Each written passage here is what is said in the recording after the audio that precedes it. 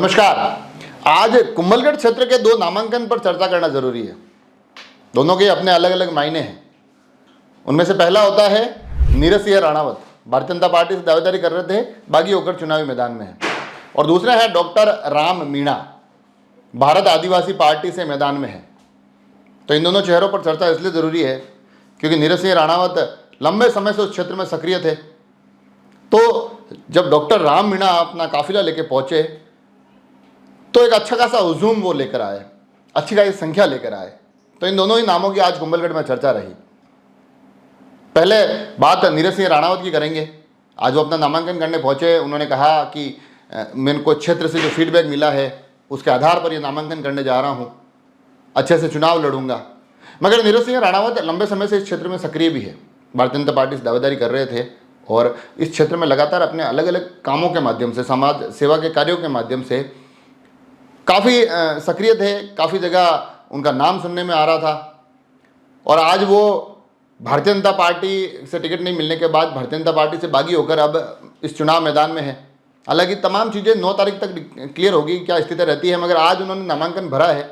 तो अब ये देखने वाली बात होगी कि आगे आने वाले समय में ये अपना क्या प्रभाव दिखाते हैं और इस चुनाव को कैसे लड़ते हैं, कहाँ तक लड़ते दिखाई देते हैं। तो ये इस चेहरे का जिक्र, इनका नामांकन आज थोड़ा जरूरी हो गया था। अनूप सिंह पहले ही नामांकन करके निर्दलीय के रूप में मैदान में है। तो ऐसे में लगता है कि नीरज सिंह और अनूप सिंह मिलकर जो वोट लेकर आएंगे वो सीधी सीधी भारतीय जनता पार्टी के वोट बैंक में सेंध होगी। हालांकि सुरेंद्र सिंह राठौड़ कद्दावर चेहरा है, लगातार राजनीतिक दावपेच के जरिए सूरज सिंह और जोर सिंह दोनों को अपने साथ लेकर आए हैं। तो ये तमाम जो चीज़ें चल रही है उनका असर, प्रभाव कितना रहेगा वो देखने वाली बात होगी। और देखने वाली बात, आज कुंभलगढ़ में डॉक्टर राम मीणा की रैली भी थी, जहां बड़ी संख्या में युवा आए और एक अच्छी खासी संख्या और एक लंबी चौड़ी रैली के माध्यम से अपनी ताकत को वहां दिखाया। भारत आदिवासी पार्टी जो आदिवासी समाज के अलग अलग मुद्दों को लेकर इस मैदान में है, उन मुद्दों के सहारे वो इस चुनाव को लड़ने जा रही है। और आपको बता दें कि इस क्षेत्र में आदिवासी वोट बैंक की भी अच्छी खासी संख्या है।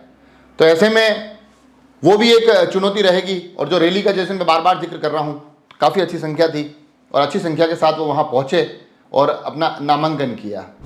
तो कुल मिलाकर कुंभलगढ़ की स्थितियाँ अब ऐसी बन रही है जहाँ निर्दलियों पर भी नज़र रहने वाली है।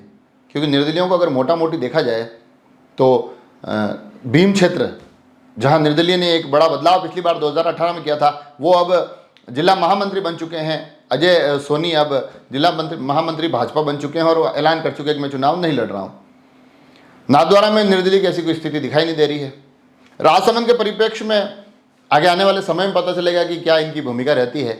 मगर कुंभलगढ़ के क्षेत्र में ये जो आज का नामांकन हुए वो भी निर्दलीय के रूप में एक चुनावी लोकतंत्र के इस अवसर पर, चुनावी समर में अपनी भूमिका निभाने के लिए तैयार दिखते हैं।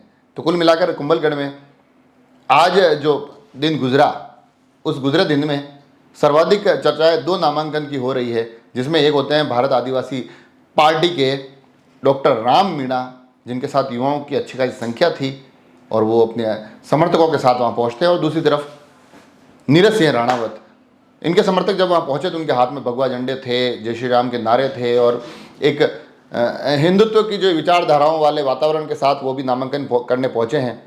तब देखने वाली बात होगी कि ये चेहरे इस चुनाव में अपनी किस तरह से भूमिका निभाते हैं और ये चुनाव आगे किस तरफ बढ़ता दिखाई देता है। आज नामांकन का दौर समाप्त हो गया और इसी के साथ अब यह भी तय हो गया कि कौन कौन चेहरे चुनाव में लड़ने वाले हैं। कल का दिन इन तमाम नॉमिनेशंस की जांच का है, उनकी स्क्रूटनी की जाएगी। उसके बाद जो फॉर्म निरस्त हो जाएंगे और फिर एक हमारे पास एक पूरी सूची आ जाएगी कि आपको राजसमंद के समर में कौन कौन चेहरे बचे हैं। हम भी कोशिश करेंगे वो तमाम चेहरे आप तक पहुंचाएं। आप सभी लोग जुड़े रहें राजसमंद एक्सप्रेस से। धन्यवाद।